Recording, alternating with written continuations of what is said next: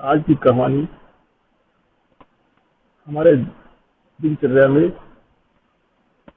हम जो बातें करते हैं, समाज में उठते बैठते हैं, उस पर आधारित है। जाने अनजाने में हमें पता ही नहीं होता कि हम किस पाप के भागी बन रहे हैं, परंतु ऐसा नहीं है। कभी कभी हम जानबूझकर भी इस तरह का पाप कर लेते हैं। आज मैं जो कहानी सुनाने जा रहा हूँ, उससे हो सकता है हमारे जीवन में एक सकारात्मक परिवर्तन आए और हम जो पर निंदा करते हैं वो करनी बंद कर दें। एक समय की बात है, एक सेठ बहुत धनवान था। नित्य प्रतिदिन उसके दरवाजे से कोई भी खाली हाथ नहीं जाता था।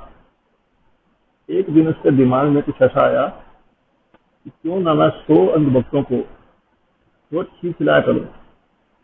इससे मेरी ख्याति दिन पर दिन फैलेगी और मेरा नाम बड़ा होगा। परंतु उसके मुनीम ने कहा, सेठ जी, अगर आप ख्याति की वजह से काम करेंगे तो आपको ऐसा कार्य नहीं करना चाहिए।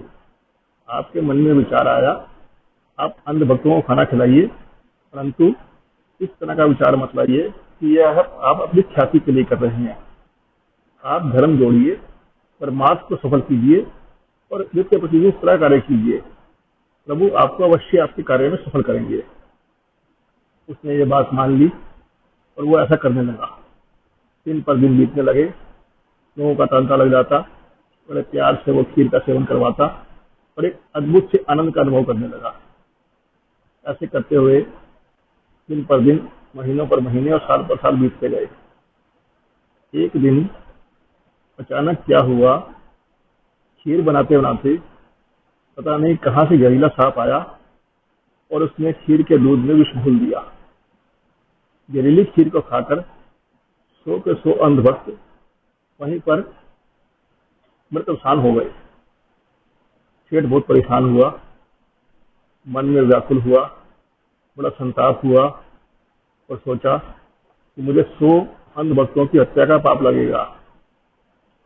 ऐसी परेशानी की हालत में छोड़कर अपने घर को, स्थान को भक्ति करने के लिए चल पड़ा और उसके मन में हमेशा एक ग्लानि रहती थी, कोई मुझे माफ कर सके, हे प्रभु।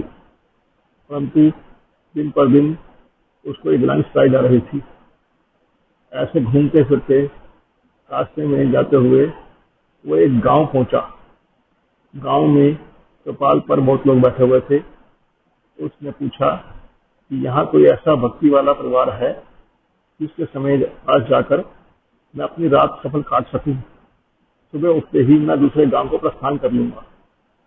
चौपाल में बहुत लोग बैठे हुए थे। उन्होंने कहा, गांव में 2 भाई बहन रहते हैं, प्रभु की खूब आराधना करते हैं, खूब सेवा करते हैं।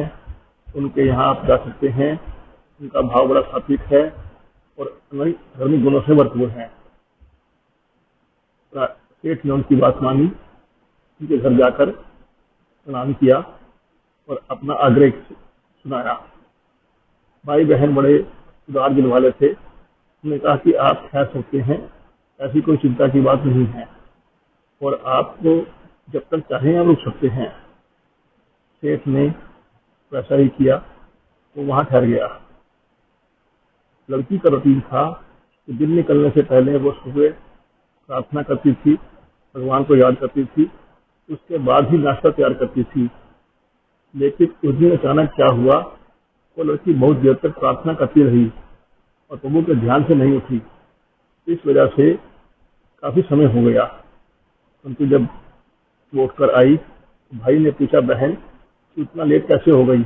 हमारे घर में अतिथि आए हुए हैं, मुसाफिर आए हुए हैं, उनके नाश्ते का इंतजाम करना है। तो लड़की ने कहा, आज प्रार्थना करते करते मैं भैया एक ऐसे लोक में पहुंच गई जहां पर धर्मराज एक उलझन में पड़े हुए थे और वो फैसला सुनाने के लिए तत्पर थे, परंतु फैसला नहीं हो पाया।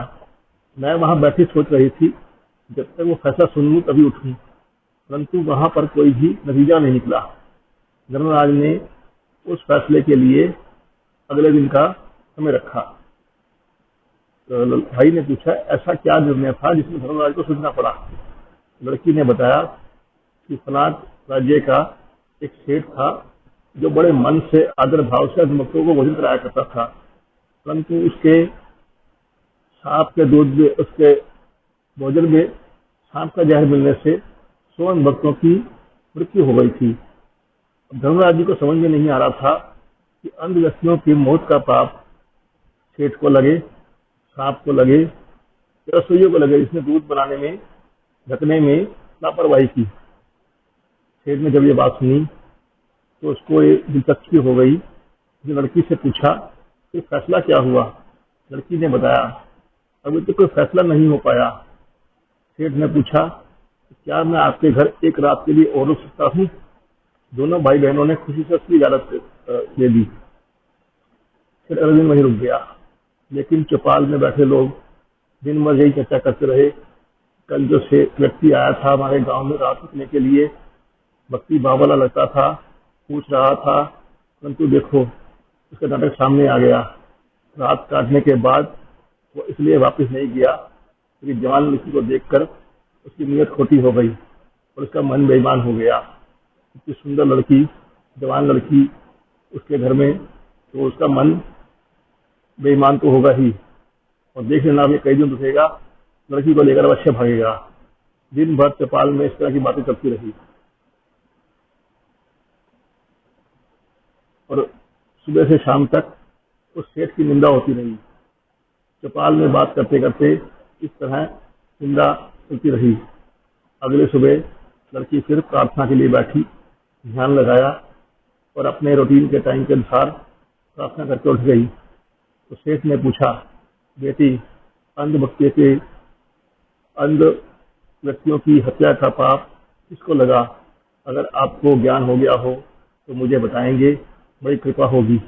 लड़की ने बताया, वह सब पाप को चौपाल में बैठने वाले लोग बांट कर ले गए। यह सुनकर सेठ के मन में बड़ा संताप हुआ। उसने वहां भोजन ग्रहण किया और वहां से नित्य प्रति अपना कार्य करता हुआ अपने निवास स्थान पर वापस आ गया और फिर से वही अंध भक्तों का भोजन का कार्यक्रम उसने आरंभ कर दिया। तो दोस्तों, इस कहानी से मंतव्य प्राप्त होता है कि हम अनायास ही किसी कार्य में निंदा करते रहते हैं, उनके धार्मिक कार्यों को, अच्छे कार्यों को समझे बिना, भावना बिना उसमें आक्षेप प्रदर्शित करते रहते हैं, परंतु जाने अनजाने में हम किसी न किसी तरह उसके अच्छे धार्मिक कार्य को विघ्न डालकर पाप के भागी बन जाते हैं। ऐसा ही आजकल कोरोना काल में हो रहा है। हम कोई भी राजनेता, व्यक्ति, कोई भी समाज सेवी कुछ भी कार्य करता है, ये उस व्यक्ति पर छोड़ दें, उसके मन में क्या भावना है, वो पाप कर रहा है या पुण्य कर रहा है, वो दिखावा कर रहा है या दिखावे के लिए कर रहा है, उसे अपना कार्य करने दीजिए। हमारा कोई अधिकार नहीं है कि हम उसके धार्मिक कार्य की निंदा कर सके।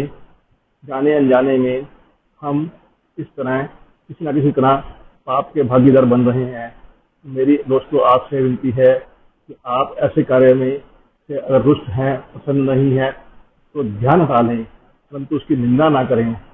निंदनीय कार्य वो कर रहा होगा तो प्रभु उसको अपने आप देखेंगे। यही मेरी आप सबसे प्रार्थना है। आपको अच्छी लगी हो तो स्वीकार करें, हाँ कुछ कमी लगी हो तो मुझे बताएं, मुझे सुनकर प्रसन्नता होगी। आपका अपना